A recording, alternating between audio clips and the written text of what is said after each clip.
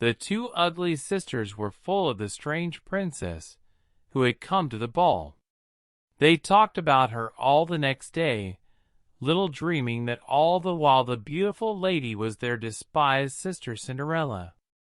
In the evening, after they had gone again to the ball, the fairy godmother made her appearance. Once more Cinderella drove to the palace in her coach and six, this time arrayed in a still more gorgeous and beautiful dress. And once more the prince danced with her all the evening. But when the third night came, Cinderella was enjoying herself so much that she quite forgot what her fairy godmother had said, until suddenly she heard the clock begin to strike 12. She remembered that as soon as it finished striking, all her fine clothes would turn to rags again, and jumping up in alarm, she ran out of the room.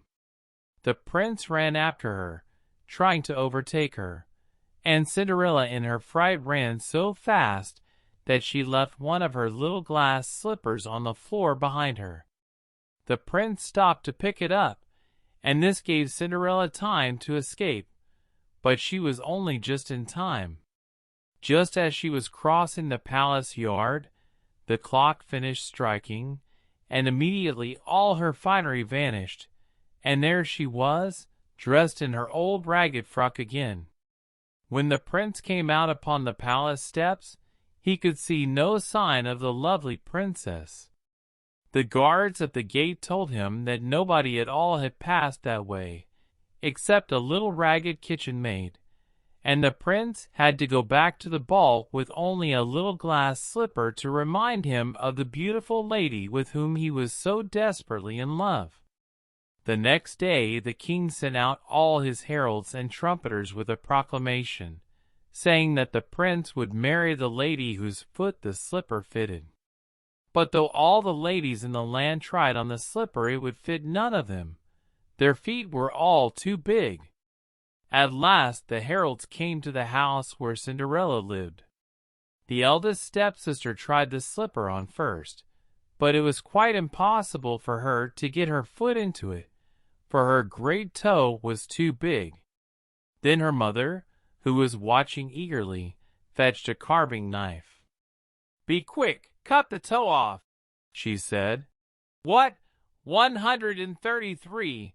Does it matter if you are lame? If you are the prince's bride, you will always ride in a carriage."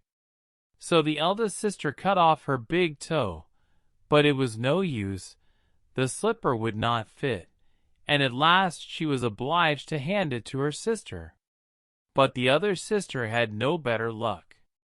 She did, indeed, get her toes inside, but her foot was much too long, and her heel stuck out behind. The mother urged her to cut it off. "What does it matter?" she said. "If you are the prince's bride, you will never need to walk any more." But although she cut her heel off, the slipper was still too small, and at length she, too, had to give up the attempt to force her foot into it. Then Cinderella came shyly out from behind the door where she had been standing out of sight, and asked if she might try on the slipper. Her stepmother and sisters were very angry, and were about to drive her away with blows, but the herald stopped them. "The prince wishes every woman in the land to try on this slipper," he said, and asking Cinderella to sit on a chair, he knelt down and tried the slipper on her foot. And it fitted her exactly. While everyone stood and stared in astonishment, Cinderella drew from her pocket the other slipper and put it on. No sooner had she done so than her ragged frock changed into the beautiful ball dress again, and she stood up before them all, the beautiful lady with whom the prince had fallen in love at the ball.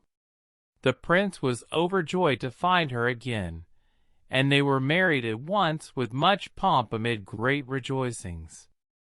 As for the wicked sisters, they were so jealous that they both turned green with envy.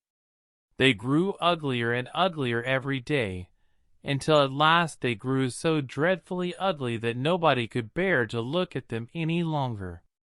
But Cinderella became more and more beautiful, and lived happily with the prince forever afterwards.